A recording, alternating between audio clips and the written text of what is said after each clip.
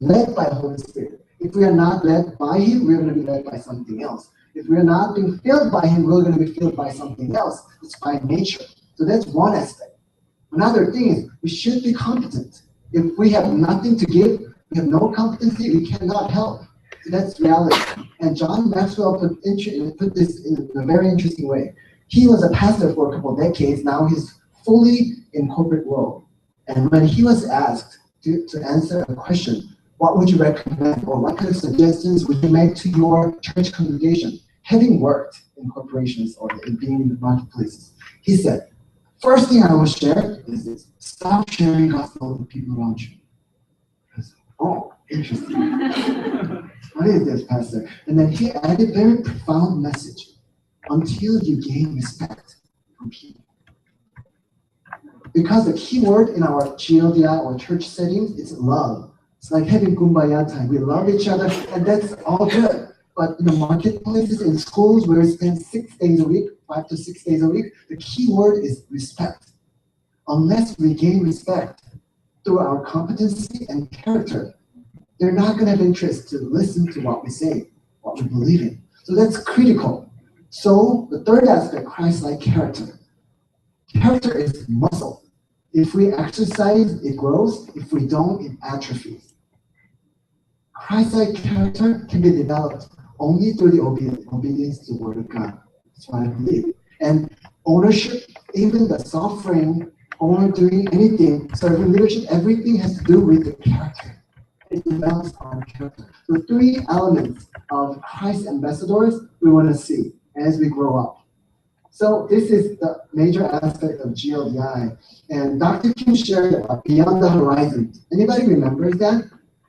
This long lecture? Shah, yeah, that's a Shah, but the simply saying, we can utilize what we're gifted, our expertise, and use that together for the glory of God, strategically. So if you're an expert in accounting or business, you might not want to go to a developing country and just spread the bread.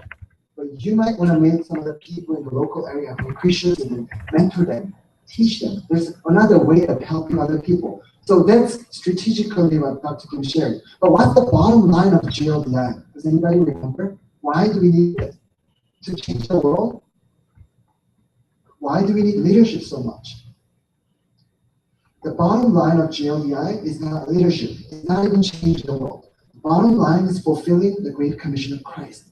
We want our Jesus to be honored and cherished because He's revealed through us. People can see Christ in us. Therefore, we call us Christ ambassadors. We represent Him. When more people see the real presence of God in our lives, more chances that they would believe in Christ. And that's the bottom line. But that requires great leadership.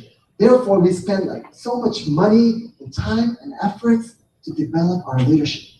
I want us to just remember that, so I'm just reminding the basic aspect of GLDI. So let's move on.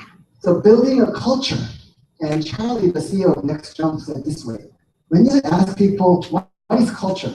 People have tons of different definitions, and it's hard to measure. But if you visit any house, or any organization, you just be there for a couple hours, you can feel it, feel the culture. In some families, it's like their parents rebuking, very strict. In some families, they're different. Or in GLDI has its own culture. When someone comes and speaks, and everybody's ready to come to the front and pray for that person. We just did it a couple times. After that, it became part of our culture. What else? Having a family members and being vulnerable, it's another aspect of our culture. You don't get to do that with your friends in schools or other people. Even if you get drunk, you would not share the deepest part of your life. We can be open, 95% we can tell anybody else. But can you be open with the rest of the 5%?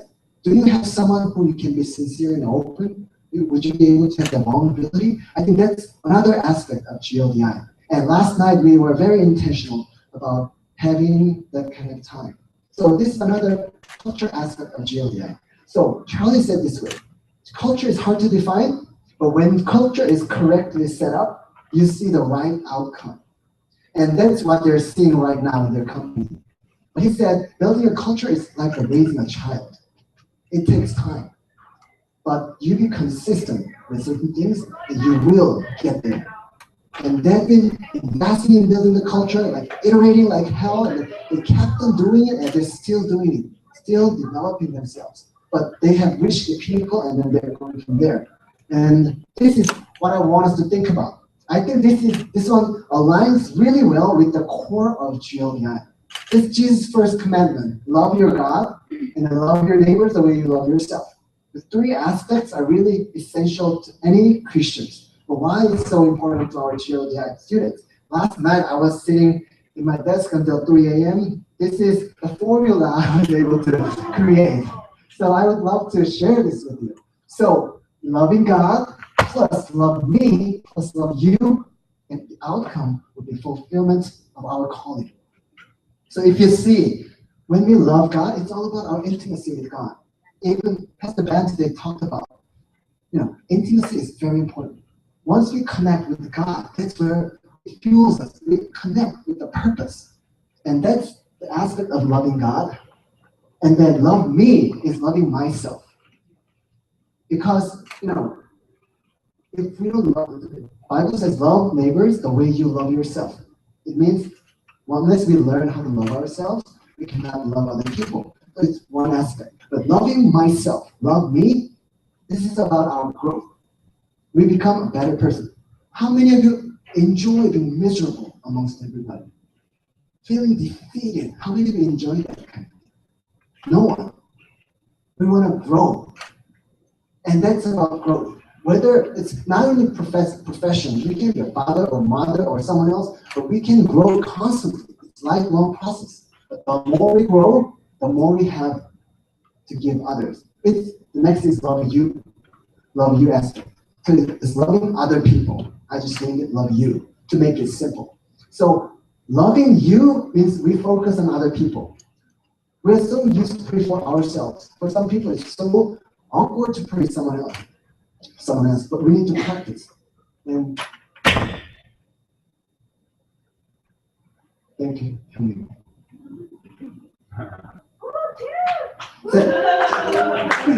And in our context, character can be developed when we're thinking about other people's needs. So that way we can develop Christ-like character. So we talked about being spirit-filled, being competent, and developing Christ-like character is well aligned with loving God plus me plus you. So this is our new framework of our culture. And all different initiatives we have tried, we will be trying, experimenting, will go into one of these three categories. And I'm going to go into deeper on what it means and then what we have been doing, what we want to do. So loving God plus me plus you, and that way, I think we'll become Christ ambassadors. We'll become closer to Christ ambassadors. Does it make sense? Okay. Love God. I didn't write much about it, and I don't want to go too much into this. We just don't have much time. But loving God, I just say intimacy over ministry. We all serve at church, and having a local church and having a community and serving there is essential. One thing I was constantly mentioning is let's not overcommit or undercommit. Because after GLDI, we tend to overcommit ourselves, and that doesn't last very long, and we get burnt out. But if you're down and undercommit, you don't actually grow. So finding the balance is important, but the core is intimacy with God. Because the unique aspect of GLDI experience is that we start from repentance, and then our relationship with God is restored. Through that process, we know that our heart is being softened. I think you could relate to this. My heart was so flexible. The only thing I cared was knowing God's will. If you tell me to do this, I'll give up everything and then go for it. Or if you tell me give up the money I have, I will do that joyfully. But after GLDI, I realized one day I was just doing offering and then, gosh, I could do something else with this money. Or my time was, I'm too busy for God. Or those moments happened. Once I started having this disconnect with God, then everything I did, the works and missions became meaningless. So intimacy is the key, and I think all of us know this, so we're not going to go too deep into this. But let's go to the loving me aspect. Loving me is my growth, how we grow. So there are several things that we have done throughout, I don't know, a couple of years. But this is one thing I would like, the oxygen mask theory. You have to wear the mask on yourself first, and then help others. We need to learn how to be selfish before we become selfless. A lot of Christians do not have this balance. I mentioned about love God, plus me, plus you. The balance is the key. If we're unbalanced, forget it. A lot of Christians of first generation, I admire their passion, but they are so busy to help other people, they don't take care of themselves. Their health is terrible, they don't take care of their family, kids are like hurt, and there's a relationship. You just name it. I think it's not something I have to invent. We all understand what it means. But it can be related to ourselves too. I was too busy helping my friends in college years, but then I had no time for myself. I wasn't growing in my relationship with God. And then later I figured out I really have nothing to offer. So we have to be a little selfish in this aspect. So this is new thing we introduced this year. It's energy management. I don't know if you guys saw me last year. I am actually more energetic. I lost weight, and then I do a lot more push-ups from last year. But that happened. I have practiced energy management in the last 10 months, I think. Because after GLDI, and my daughter, my wife was here in California. After GLDI, we were already tired. But then I also had to apply to grad school, so exam is another thing in my head. I had to work. And then when I come home, my family. And I realized, gosh, it's so hard to be a father. I cannot focus on work. So I'm physically there, but I'm not doing much. But I come home, my daughter is requesting my time. I go out to play with her, it's not interesting. It's painful. And then I think, gosh, it's hard to be a father. And then at night, she would not let me sleep. And so, but I thought I have to apply to grad school. But I say, literally, I have no time. So I started waking up like 4:30 and 5. Like, have the 3 hours, the magic hours, for me to do some of my stuff. Otherwise, I can't do anything. So I started waking up the third morning when I woke up. I remember I spent 40 minutes reading a Bible. And then I remember I couldn't finish a chapter. It was not Deuteronomy or something. It was just the New Testament that you could just read. I couldn't finish one chapter, and the problem is I couldn't remember what I had read. So what's the point of managing my time if I'm not there, if I can't perform? Imagine, GLDI perfectly manages your time. I mean, we graduated, students' time. But what if they fall asleep every biblical exposition? What's the point of managing your time? So I came to the point, there is an energy aspect. That's the key for high performance. So there's a physical aspect, emotional, mental, spiritual aspect. So I started managing my energy, and I think my wife notices that. And then I'm coming home, I still have energy left, and I'm engaged to the time with my daughter. I spend at least 1 hour with my daughter, but my rule is this: 10% toy, 90% interaction. I can just give her iPad and then do my stuff the entire hour with no interaction. That's really bad. But a lot of parents live like that.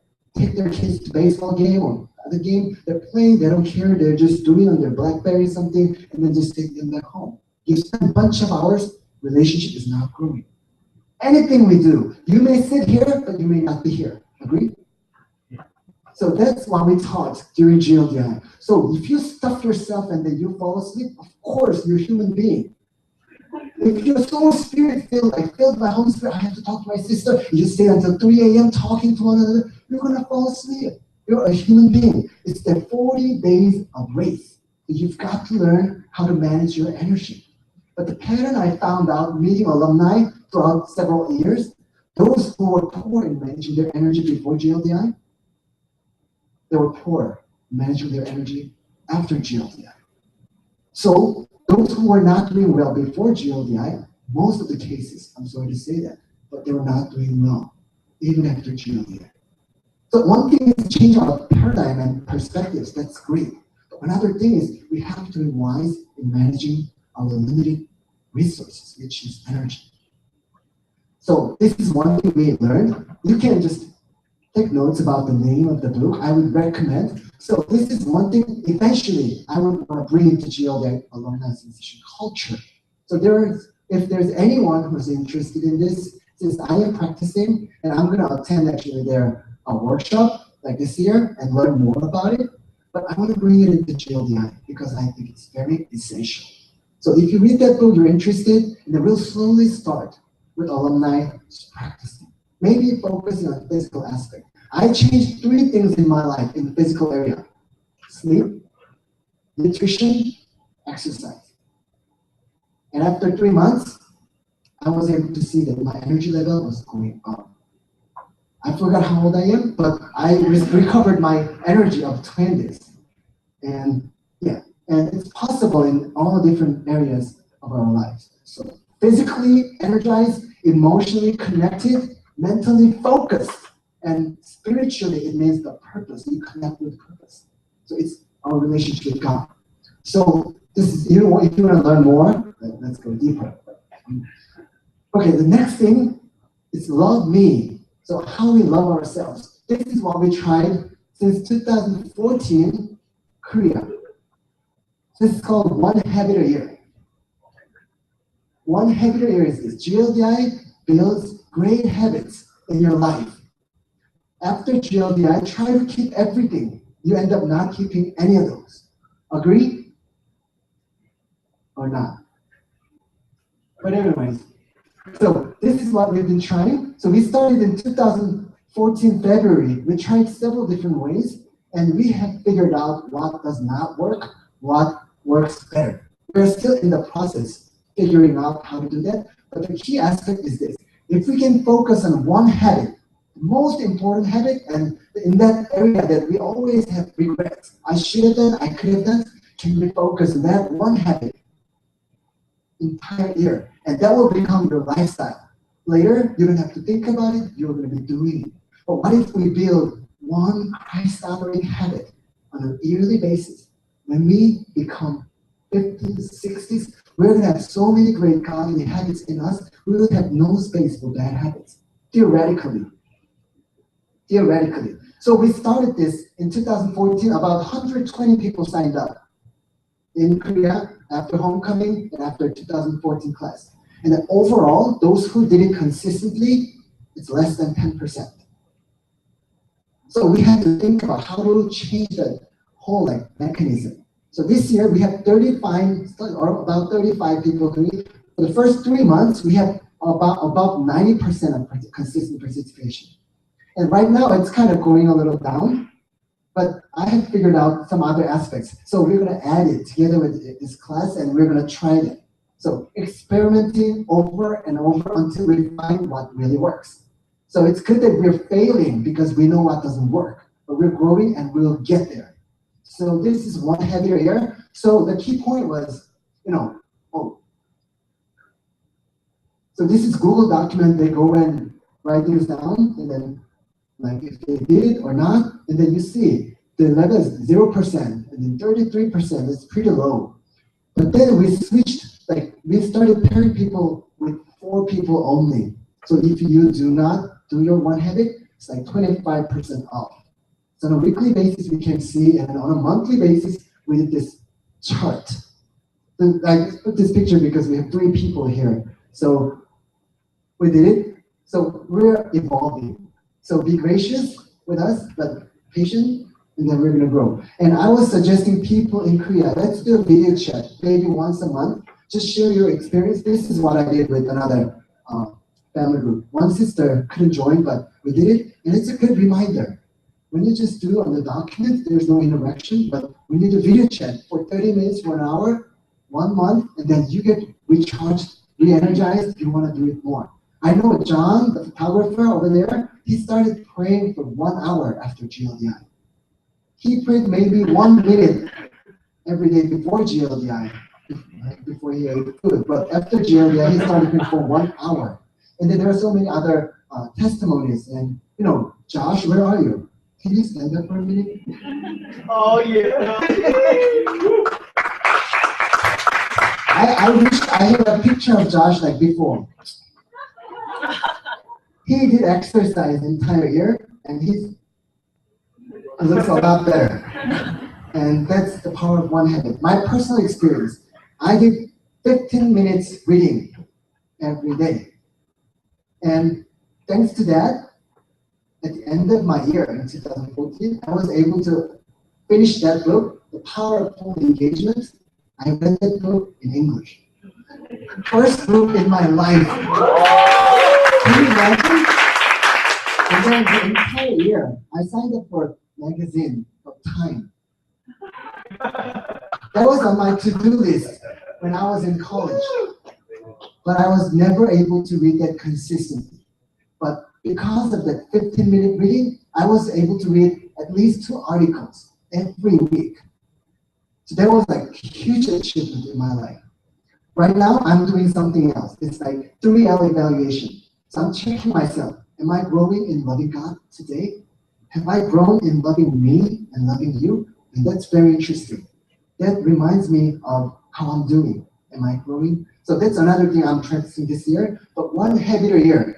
If you feel like if you want to be part of it, just kakao me or just let us know. We can pair you up with other people. So this is one habit. So another thing, family group prayer network. It's part of Loving Me project.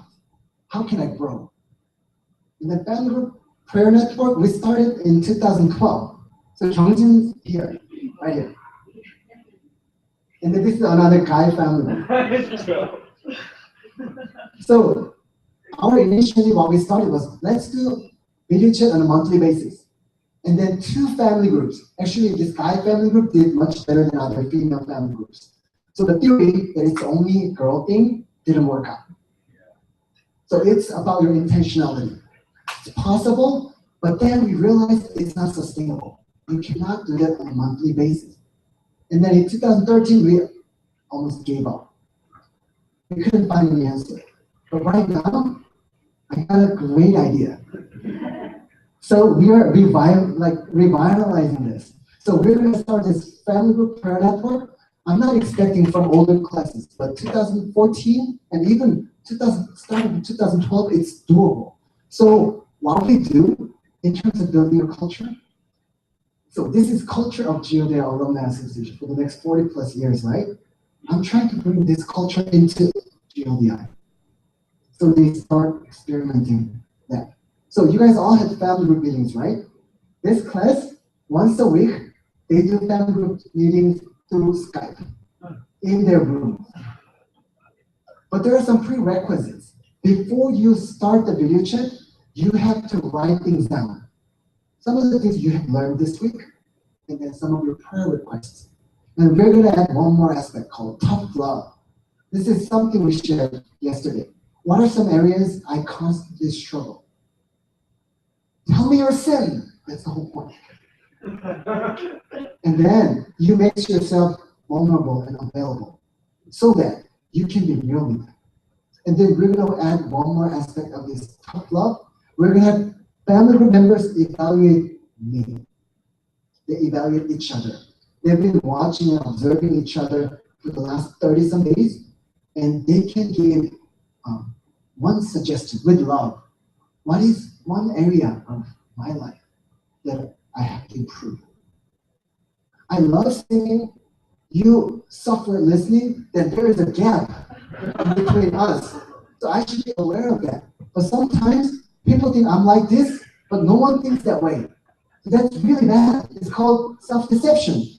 So, but we have infinite capacity for self-deception. We can minimize, kind of transfer to other people, so we have to work on it. So we want to become more self-aware. And that's very objective. In one family group, I remember the incident. Somebody was sharing, and then that particular person was not able to listen. And that person was just like cut people off, like, oh, come on, stop crying. You're an adult. You just suck it up. Life is, not easy, you're an adult. Why are you crying? Okay, you had like bad experience in your family, that's it. And then like everybody else, they would like shut down. No sharing. And that person had mentoring with me. The person said, I think God has given me leadership. I don't know what to do. But no one wanted to follow that person. John Maxwell said, if people don't want to get along with you, don't get along with you, they're not going to go along with you. It's so obvious that that person was not aware of that. So don't we want to help that person be aware of that? With love. We encourage people, that's good, but I think that's one aspect we really have to focus on. And we can be a lot harsher than that, but this year, that's what we want to try. So before you go to that family group video chat, you write things down. And then everybody sees that list in the Google Doc. And then there's one coordinator telling, okay, Evelyn, can you share your thing? Then you. And then would you please, like, can we pray for you? Can you explain your prayer request? And then, yeah, and then we pray. It's just 1 hour, no more than 1 hour. And I'm gonna ask the next class, can you give your 16 minutes just once every 6 months? So twice a year, can your family group do this family group video chat? But since they've been practicing it here, they're not gonna have technical problems. They're not gonna have like other problems. They already know what to do. But if you try to do that after GLDI, it's really hard. I think 2012 people understand how hard it is. And then if you do not focus on specific things, you just catch up with one another, laugh, and it's fun, it's good. But sometimes it feels like it's a waste of time. I was really busy, but everybody wanted to do the video chat. I just came for that 1 hour, nothing. So that way we lose, and then they don't want to join the family meeting again. So this is the bottom line. You can do more, but we want people to be like, committed to that once every 6 months. So 3 months after GLDI and 3 months before next GLDI. That's Alumni Association is going to encourage people to do that. And 2014, I really encourage you to do this. I think you can do it. So this is Family Group Prayer Network and accountability. So by doing so, we can hold each other accountable. I shared my story with my friends. I have 5 friends in Russia. We're really close. We called ourselves Daniel and his friends. When I was burnt out, I didn't want to go to church anymore. I mean, like really tired. You know, they started coming to my house to do exercise together with me. They came to my house to do the devotional together, and they took me to church. They could have told me just, Yunski, that's not right, don't do that. But I knew that I was doing something wrong. But I couldn't help myself. So accountability is a little bit more than that. And then telling you just another simple story of my relationship. In our group, we were very sincere with one another. We were almost naked with one another. So on weekly meetings, we would ask each other, how are you? And then that's the kind of scary moment. Yeah, you have to be sincere. And then we know our weaknesses. One of our friends, he's a pastor now. He was married back then, and then he was leading worship. One of the sisters was flirting with him. He came to our meeting and said, gosh, I started liking her, I don't know what to do. So for the next 6 months, about 6 months, we never let them stay just alone. So one of us was there, or somebody else took her like home or something. So after 6 months, his wife doesn't know until now. Nothing happened. He kept his integrity. He kept his ministry. Hallelujah. Another friend is in business. He's been traveling so much.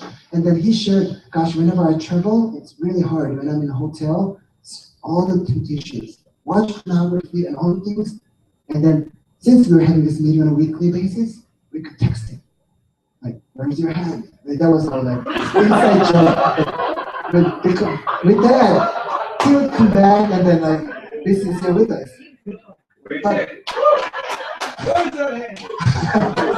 But that's how accountability works. I really want you to build that accountability. And yesterday, my group, the group we had, the 4 of us, we were able to open up and we were able to go deeper. We prayed for one another. We want to try this one hour video chat to keep each other accountable. We have shared some of the areas that we constantly struggle, openly sharing our sins. We were all very surprised by one another, but that's what we did. And you instantly connect. That's something that we cannot get from other world. Name it, Stanford, any business organization, you cannot get it. It's only because of Christ we become vulnerable. So that's the power we have. So Family Group Prayer Network. So a few things that I just mentioned that goes under the category of loving me. How do I grow? I need community of people who can hold me accountable. I need to grow like building Christ-honoring habits, and so on and so on. So we're going to add some aspects to that, but that's becoming part of our culture. So let's move on. Loving you, love you aspect. So you see behind there's a prayer chain. A lot of pictures. This is what we have been doing. Since 2009, I think, we started fasting and praying for current class. And yeah, this is what we do. And this year, like first year, we started posting the pictures and prayers behind. Same reason. I want students to get familiar with the culture that we want to build. So we are intentional about praying for someone, this and that. And this is part of loving you practice that we do. And this one, a lot of alumni signed up, and they've been donating money, supporting, and then we don't have everybody here, but this one. From last year, this is the first year we started regular donation. Even $1, can you do that? If you don't have $1, I can give you $12. Can you do like 1 year commitment? Just donate $1. I do that, I do $10 a month. Whenever it takes out of my account, I remember about GLDI, I pray. So this is what we do. Nice haircut.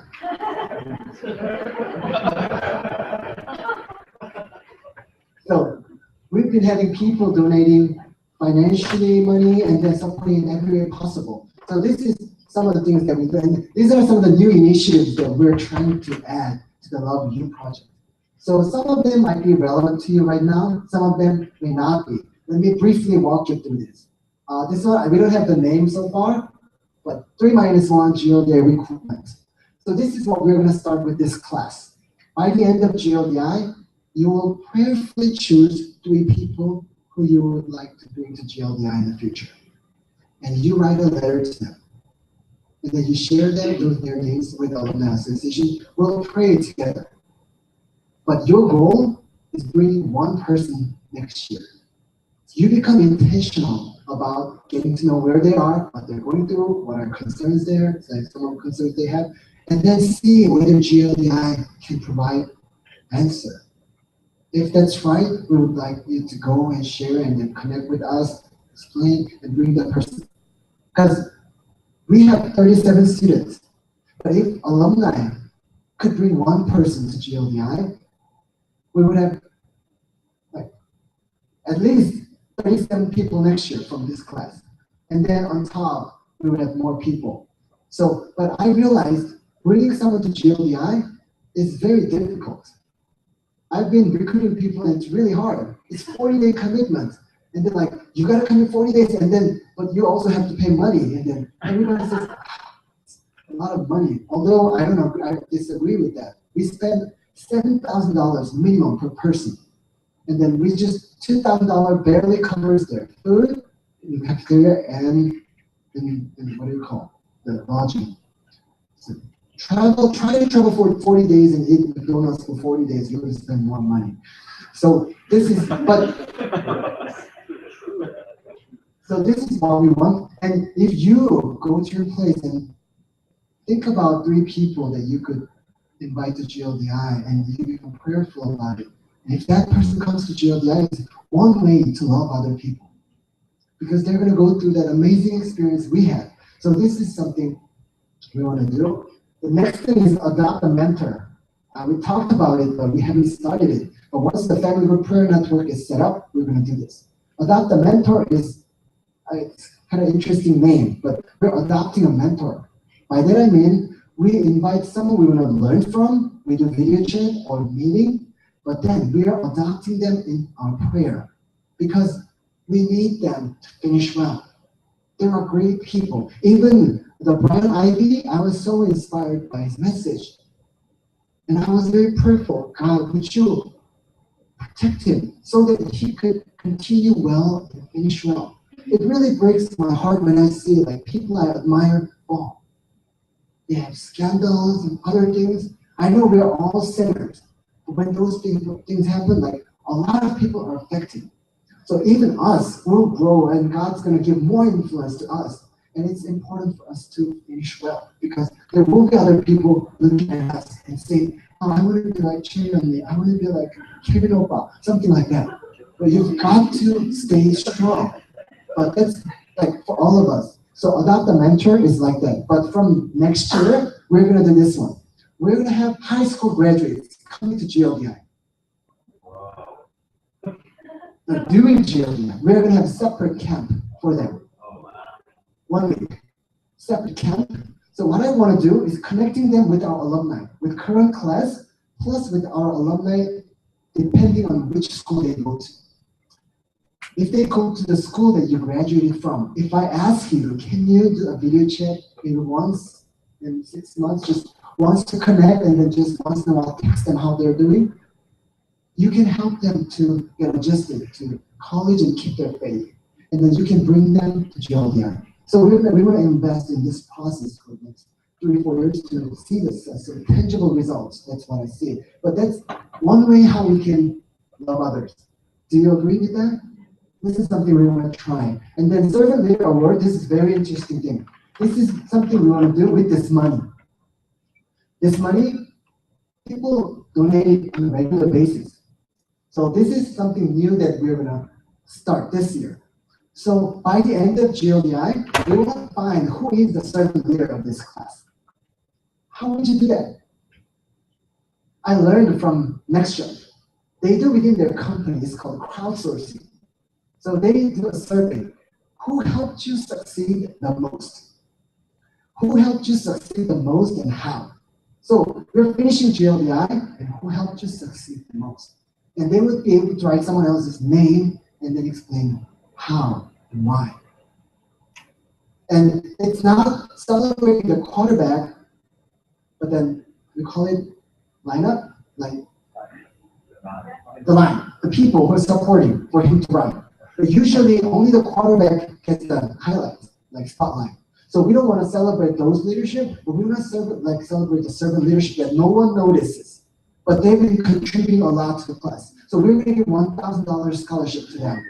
So it's from Alumni Association. With the money that alumni have been donating on a regular basis, I think it's meaningful. But slowly, it's going to become our culture. We don't understand what it is, but this class would understand what it means. So next year, when we say we're going to have this, we have to come up with a name, a servant leader award, they would understand what it means. And those stories would be very meaningful. So this is something we're going to apply this time. And then MSD, make someone's day. I've been experimenting this in my own life. This is how it works. Imagine I'm sitting with Angela and think that today is her last day on earth. How would I treat her? Something like that. It's random acts of service or being very genuine with people. My attitude will be different if I think that way. So random acts of service, what I try is like twice a week. That's something we want to do. And then I tried, like bus driver. He got all crazy because someone cut him up. And he's like, oh, and he yelling. And I was seeing the room. It's pretty intimidating. And then by the time I was getting up, then I said, I had the pear nectar. Really good for your throat. You've been yelling so much, drink it. So I gave him the gentle way. 아저씨, 피곤하실 텐데 드세요. And he was like, what's going on? Ooh. And then he said, oh, thank you so much. He doesn't remember me, but I'm practicing how to love others. So when you do it over and over, it becomes very natural. Do you know how to become happier? There was a studies done, a lot of philosophers and everybody studied it, and then the result was very simple, too simple, and people couldn't believe it. It's this simple. It was on TED Talk as well. Write 3 things down that you're grateful for, and then share that with someone. If you do it on a daily basis, you'll become happier. Why? Because as you do this homework, you'll start realizing that throughout the day, you're searching for the things that you need to be grateful for. Your eyes are different, and then you become more happier. That's why I do the 3L evaluation in my life. So that really helps. Otherwise, food. forget. So these are some of the new initiatives we want to do. So overall, this is like cultural initiatives that we're doing, and they will be focused on loving God, loving me, and loving you. Was I clear with loving me and loving you? Hallelujah. Thank you so much.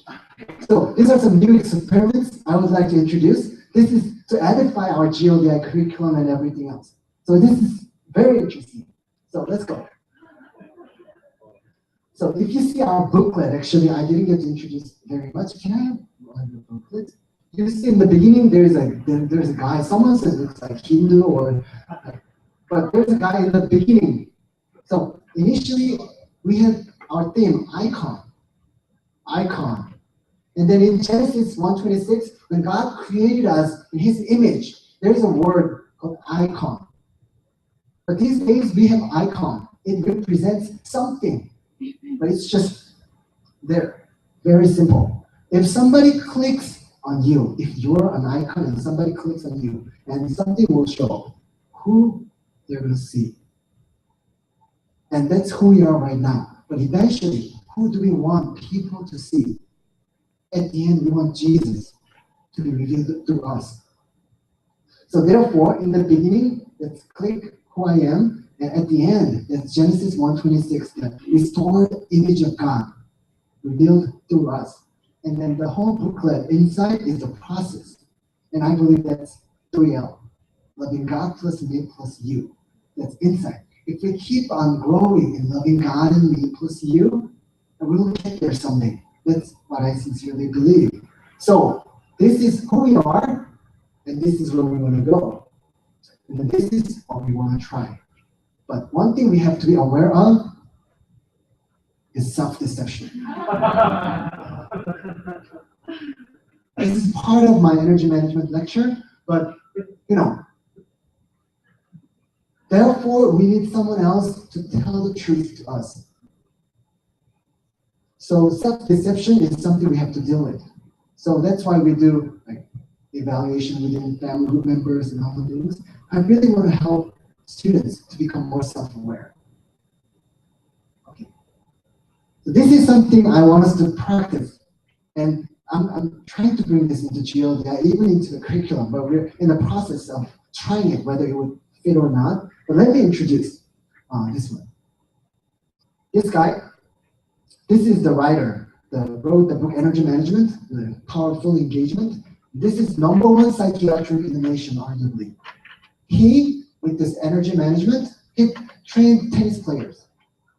But then later on, people started coming from business, like FBI, NFL, people started coming to him. They were already best of the best, but they kind of hit the ceiling. They could not grow anymore. And they come to Jim Leader, and he amazingly unlocks the ceiling and people continue to grow. And that's just amazing. And this guy came up with an interesting thing. He came up with 50 different character traits. And he said, all of them come in pair, good and bad, patient, impatient. And he said, and he's been doing consulting, working together with Next Jump. So they were building the culture together. And they started experimenting with 50 character traits. But then this guy is the CEO of Next Jump. So they wanted to try with 50, but it was too much. So they did 28 rules. So they left the most important 10 character attributes. They did try with 200 employees for 6 months, but then figured out it's always still too much. And then they eventually did another 28 rules, and they have 2 most important character attributes, and both of them agree. These are the mother character attributes. If you master these 2, they will affect all the other aspects of your character attributes. These are confidence and humility. And the way they tackle is very interesting. We all have a little bit of humility and a little bit of confidence. But if we have like 8 confidence and 2 humility, by definition, it's called arrogant. If we have 9 humility, 1 confidence, it's called insecurity. So they just openly call each other, you're insecure, you're arrogant. That's how they talk to one another in the company. So, yeah, just if we say that, yeah, that way how they know each other, and they found out these are some of the traits. Maybe not 100% accurate, But these are the tendency. The arrogant people, they usually speak up. They be more aggressive. They run quickly by the beginning. And they be more courageous and more optimistic. And this is the humble people, the insecure people. They're the last one to speak. They listen. They're patient. Wait for perfect. And be vulnerable, be disciplined. Can you relate to that? They did interesting experiments. They already figured out who's more arrogant, who's more insecure, and they have gym inside the company. So they brought people, employees, and told them, you have 2 minutes, and you have to hit the sandbag for 2 minutes. And then they just observed. Arrogant people, they usually give like 100% of their energy in the beginning, and they don't have that energy left by the end of the second minute. Insecure people, they don't give it back. They don't give like 100% of themselves. They always conserve their energy, and then at the end of the second minute, they still have energy left. Just observing. And then they started practicing. So this is what happens in their company. They have meeting, right? They know who's arrogant, who's insecure. So they have rule. Within 1 hour meeting, arrogant people have no right to speak until the last 15 minutes. And then insecure people, you have to speak up. You have to speak up in the first 30 minutes. You have to practice the opposite side. You know, if you see this, the whole point is not you're arrogant or you're insecure. The key point is the balance. You know, usually people are good at forehand and suck at backhand. Then it's okay when we don't have much stress. But when stress hits, match point, do you think you're going to hit backhand? No, you're going to move and then always overcompensate. So insecure people always make insecure calls when they're stressed out. In the most critical moments, insecure people always make insecure decisions. Arrogant people always make arrogant decisions because we don't have balance. So they try to make the balance. That's the whole point. So what they do is to find the balance, they practice it over and over. Like everywhere we go within the company, they're practicing. And then they did an interesting thing. The boxing, like beating the sandbag. So they divided the 2-minute exercise into 30 seconds. So arrogant people conserve your energy until the last 30 seconds. And then you're like, oh gosh, this is not a game. Oh, I feel so bad. And then it's really hard. And then those insecure people, you have to hit the hardest in the first 30 seconds and stay like that. And then they did this practice, and they told me it was the hardest exercise ever. The CEO is arrogant, her assistant is insecure. So we had a meeting, and then the arrogant CEO told me this way. I had a meeting with board members. And then at the end of the meeting, board member came to him and said, Charlie, I'm very surprised. You didn't cut off anybody.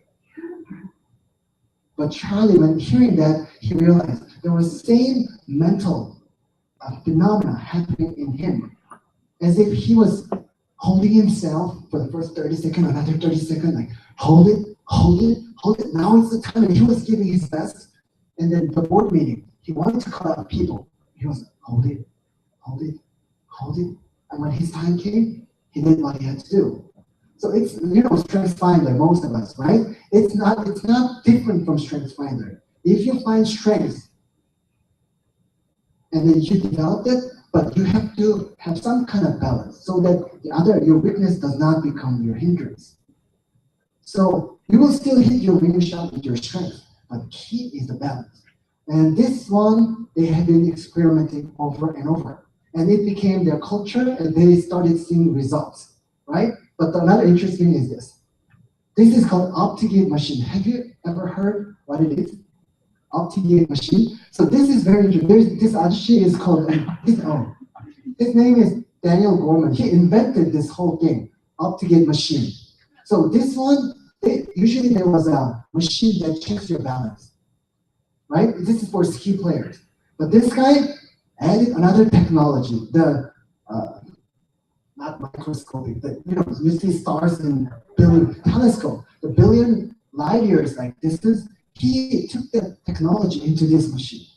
So you walk there, here, or there. This machine can detect something that human eyes cannot detect. But this guy, Peter Gorman, was constantly saying balance and balance and balance. Even Abraham did an exercise with us in the morning. Close your eyes and try to do this. And then you will see which leg has better balance. So without balance, injury occurs. That's what Peter Gorman was constantly saying. And he came to next jump, started mentoring them, just having co-mentoring one another, and then learning this. But then they decided to implement this physical balance together with this character imbalance. So they experimented for 2 months. It was very frustrating, but then they had some breakthroughs.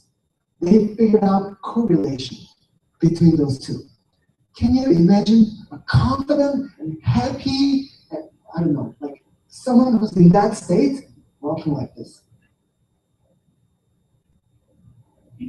Or somebody who's really sad, like depressed, like jumping like this. Can you imagine that? So our physical, like balance, or the way we walk and do something, it shows our emotional condition. And they were able to figure those things out. And there are 200 people constantly doing the experiment together, the employees, and I think it's trustworthy at some point. So I had the fortune to be there, and I didn't want to share this, but I want to practice vulnerability. So this is what I did. And then this is the result I have. So this is a physical, chemical, and emotional. So they did different tests. So they told me that I am in a survival mode, which means they did check my blood pressure and all the things. I'm in a survival mode, which means I have a lot more than I can carry, a lot on my plate. But I was living like that. It was during my trip to recruit students. I visited them in New York. So, and they said this -1. You know, how can a straw, the light straw, can break the camel's back? You have a bunch of straw, and then you add just one more, it will break. So he was telling me, do not stop doing everything you do, just one thing less. And then I started implementing that. I get a lot more energized now. So it's connected to energy management too. So this is something I did. And then this is the whole I had to run here, and then walk, and then do some weird exercise, like walking fast and then slowly walking all the things. It's a little weird, but I did, and then this is what we figured out. And then they say, I thought I was insecure, but they told me the result shows I'm arrogant. But then they figured out it's another interesting thing. They said, but actually, you are insecure, but you're fake. So this is we just met, the CEO and then the assistant sat down and then give the result. Okay, Yunski, you're arrogant, you're fake, you're insecure actually. It's that kind of feedback you get from your coworkers, and then, but I was very happy to hear that. It's almost like seeing a doctor. I don't want to agree with that, because I don't want to be that person. But they use that term specifically so that you can practice the opposite side. So I've been practicing. So in September, I'm going there again to do another checkup. So what matters is a trend. Are you getting better or worse? That's what matters. Are you trending better or worse? That's what matters. So this is what I figured out. And then this one, terrible. So there's another running thing. Running. So the result shows the perfect result should be like this. It shows your focus. And then I wasn't focused. I don't want to justify I was a little nervous and that, but I ran, the result was this pumpkin, the Halloween pumpkin. This was my result. They were surprised, why is this? And then he said, hey, you're unable to focus. And I realized actually I do. Even when I'm with people, a lot of thoughts come into my mind, and I started practicing focus. Mentally, you're focused. If I'm with someone, I can focus on that person and then listen. And then actually, I've been practicing it. Amazing thing happened this year during GLDI. I started understanding Dr. Oskivis's lectures. That was a huge improvement. So this is what happened. So I think I am improving. So I want to go and check up. So, okay. So So let's not go into this. So GLDI perks, something we want to do. Those who want to be part of this building the culture, we're just in the beginning of building this culture. If you want to be part of that, I would like us to go to Next Jump together, do the test, and then see whether that works or not. You see this one? The pattern I'm trying to find. There's no God. But I realize those who have this tendency, see this. If I am arrogant, I may pray, but I have done already my things. I don't need God. Those insecure people, when they apply to jobs, they can, I have to see God's will and then wait and wait. And then like time's gone, they haven't applied to a single company yet. Have you heard it? But some people have really hard time just waiting for God to speak to them when they pray. And then I want to figure out together with our alumni how these things work in our walk with God. And then if we can find that out later on, we can learn from them and then contextualize, and then with alumni, we can even buy this Optigate machine and use it to help students to get to know them better. So this is going to be an amazing gift from Alumni Association to GLDI body. We're not going to be too much dependent on lecturers or speakers. We will have our own things, and then we will figure out how that works. And then once we figure that out, we can help so many other Christians to get to know about their relationship with God. So this is what I envision in the future. Another thing, there's called Asia Leadership Track. I got to meet some people from Harvard. And then this is what offer that I got. They do this Asia Leadership Track. They go to Asian countries, Southeast Asia countries. They meet with Prime Minister, group CEOs, and President. Then they take students from Harvard and Fletcher School and some other schools in that area. We can send 1 or 2 people from GLDI. If you are invested in building this culture, I want to offer that. And then in March, I want to join that. I'll probably go that Asia Leadership Track to see what it is. But we want to offer that to our alumni. Another thing, Center for Community Transformation. I met an amazing lady in the Philippines. She is a former cabinet, like president's cabinet member. She did a bunch of different things. She built this organization. It's literally transforming communities in the Philippines. She's coming to speak in week 5. So if you're around, please come and interact with her. She's amazing. But we can do internship over there, and then other partnerships. It's really cool. So Dr. Kim fell in love with her when she came to GLDI Korea and spoke. Oh, this is what we want. Like Nation Building Project, we've been doing everything. We have an example. This is what we want. So there are like 30 some organizations under UNDP adopting the microfinance system. This was one of them. And she said, I'm doing this because I want to share the gospel with people. And experts said, your model is going to fail. And she lost everybody who was going to support. So no support, she started. Right now, this organization has the best return rate. I spent a month in the Philippines visiting different cities and like countrysides, interacting with people. Lives were transformed. It's amazing. So I wanted us to hear. That's why we invited to GLDI Korea, and then over and over. They have Stanford MBA students coming and doing internship, and George Mason or George Washington students, MBA students coming and doing internship.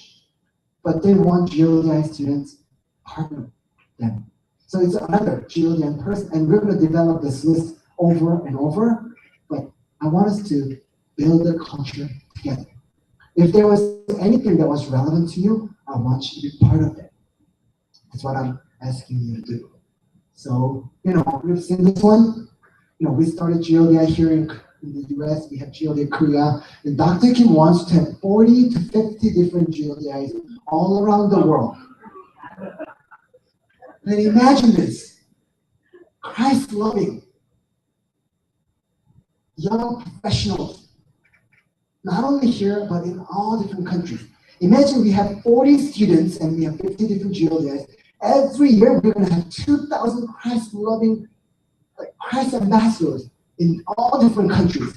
And by the time, when my daughter comes to GLDI in 2032, we're going to have so many alumni in all different parts of the world. And then they're going to help each other to grow. Can you imagine that? I see the potential of us becoming one of the most powerful Christian professional networks in the world. If we can continue to grow in loving God, we need to see you. So everything we do through Alumni Association is helping you to achieve your God-given dream. That's what we want. And we find out, all of us, this universal formula. Any Christian, you have to grow in loving God, He's loving you, and loving me, and loving you. And then we want to make it very practical so that we can see the results.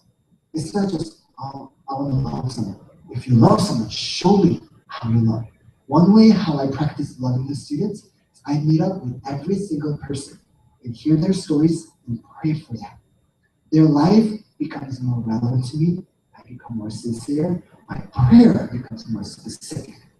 So it's more tangible. So we're trying to find practical ways how we can grow in loving God plus me plus you.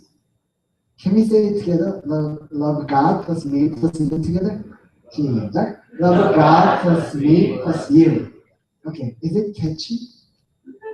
We wanted to make it really catchy. So yeah, if you have any questions, then I would be happy to answer your question. Okay, Cherry. God's own timing. Actually, you know what? I didn't want to say this. The Charlie is my wife's cousin. I was doing a trip, and then my wife's grandma passed away. So I went to visit the funeral since I was here in the United States. And he came too, and then we were having dinner and lunch together. And then I told him I was in leadership development school, and he said, "We have our own leadership development program. Why don't you come to our company and visit?" And that's the first time I visited. I met Victor, right there. Go to Victor. So we visited first time, and then the company wants to help us, like really possible. So it's called IP, intellectual property, but they're giving it out. Anybody who the company is amazing. If you're recruited, they have no firing policy. So you're recruited lifelong. If you don't have any criminal or like issues, you're gonna stay there. And then they giving that security. The CEO started getting emails from employees. Charlie, I have alcohol problems. Who shoots an email to CEO that he has alcohol problem? But he says, I found someone else in their shoe. Let's say true. We're helping out. So their leadership development like skyrocketed. People became vulnerable. They had 50 different programs running within the company. No one can believe that. But now the culture is set so strongly, it's harder to be unhealthy than healthy in that company. Can you imagine engineers, their staple food is like Mountain Dew and candy bars. And then those people never have gone to gym in their life.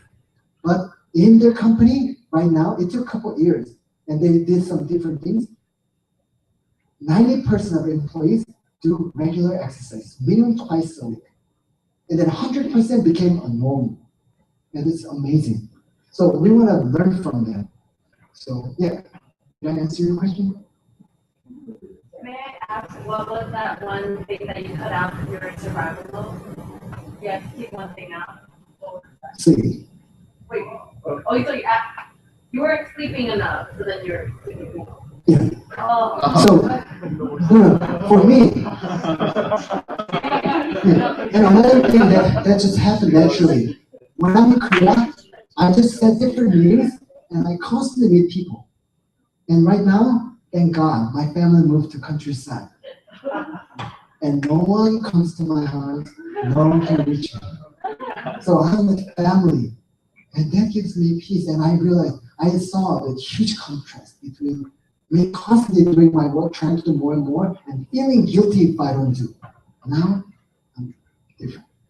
So, yeah, I am a lot more energetic. I can't believe I'm becoming younger. So, yeah, that was my answer.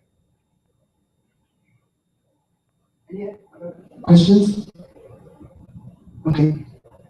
So I've seen some of these things before. I haven't heard of Mexico, but I've heard them coming from a lot of like business or like professional context. And I know there's like aspects of like spiritual or whatever, but they're not very, it's not explicitly Christian or whatever. So how do you avoid the danger of just taking these and rolling on with it and then saying like, oh, I don't need God anymore or something like that? I didn't understand the last part. So like, I guess just, I mean, these are all these things that you're talking about are tools, right? So I feel like, I mean, I guess just more personally, I find it easy for someone like me to become invested in the tools at the expense of like what I'm actually like using those tools for. So I was wondering if you, I don't know, felt like that could be a danger, and then so like how one would avoid something like that. These days, a lot of business people start practicing servant leadership, learning from the Bible. And then there's Adam Grant who wrote a book, Give and Take. And then the more you give, I mean, it's not the more you give. The giving and taking, the balance of it, you have the fulfillment of life. But I figured out there is no Christ. So I think we should be careful about that. But it's also connected to our belief. So when we talk about spiritual aspect, people in the world, you can ask them, what gives you passion and commitment? That's probably some kind of meaning they have in their life, and they connect their actions with that purpose. But for us, if we have that relationship with God, and there's something else, if what I do, and God says, whether you drink or eat, do it for the glory of God. And whether we're a photographer or a drummer or guitar player, like accountant, I really believe there is a way how we can glorify God through what we do. So I think we just need to be careful. But I haven't thought very much about it. But I've been thinking that might be dangerous if we just adopt everything that's good and then just manage our church and all the things. But ultimately, we have to be very sensitive to how God guides us.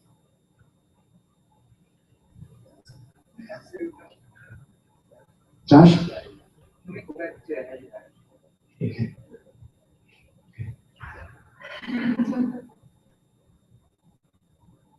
Oh.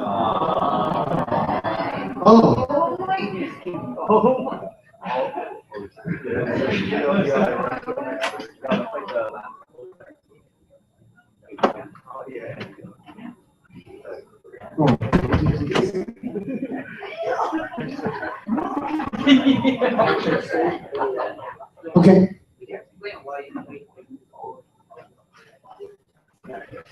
Okay.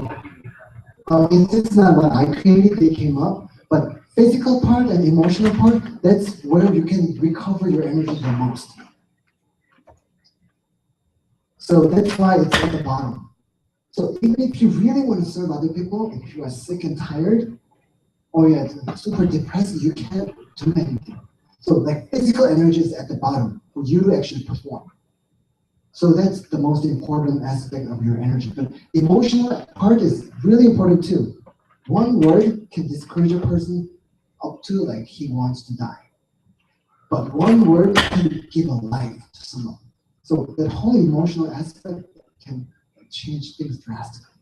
You worked like 7 nights without sleeping, but someone you love, your future girlfriend comes and Josh, it's so great. And then you'll be so happy. Emotionally, you'll be recharged.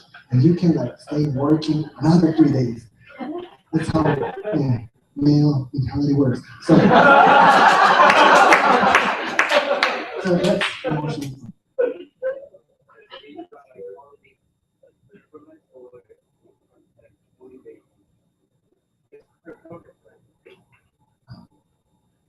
I would recommend you to read this book. And then we can have a personal conversation, but they have a lot in depth. They studied it.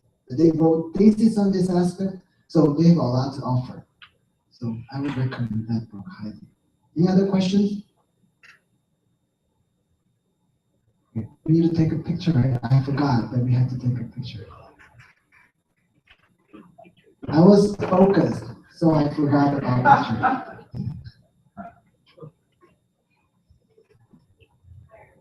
Here. Yeah, we're gonna take a picture. I'm gonna take it down there. How do you want us to sit? It's still raining.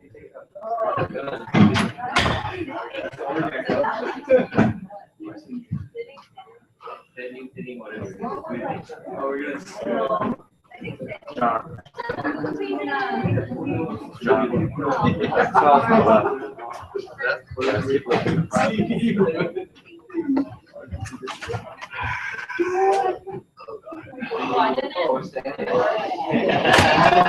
Somebody comes to Figure seconds. Getting the picture.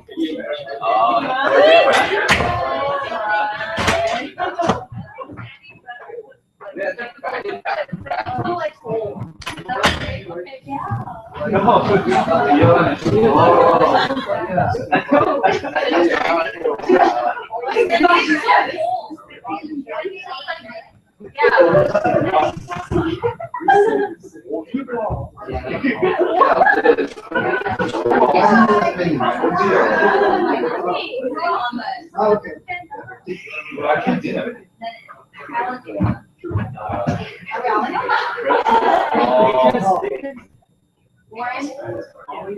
Oh yeah.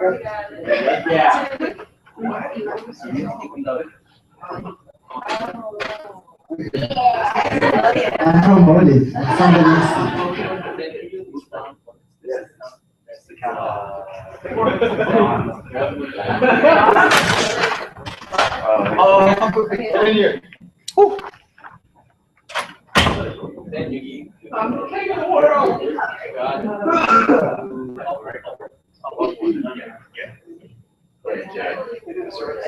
Get it Hawaii. Get it Hawaii.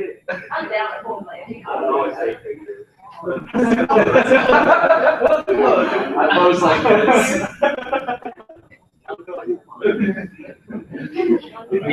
Alright, on three, right? Okay, 1, 2, 3.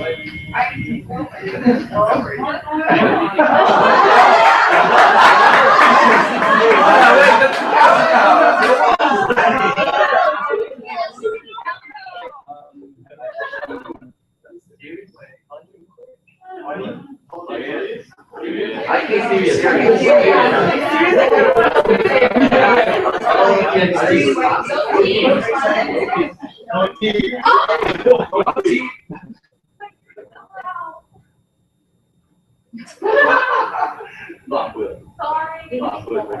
So, 1, 2, 3.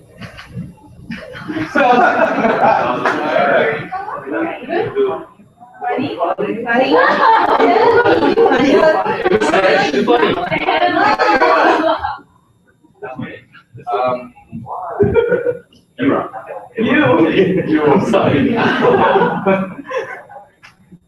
Okay, 21. 1, 2, 3. Alright.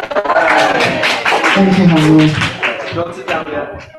Okay, meet you guys at 5:30 at the college.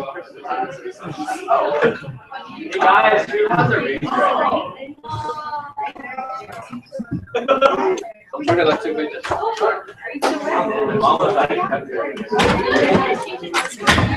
Okay, you can stop doing it.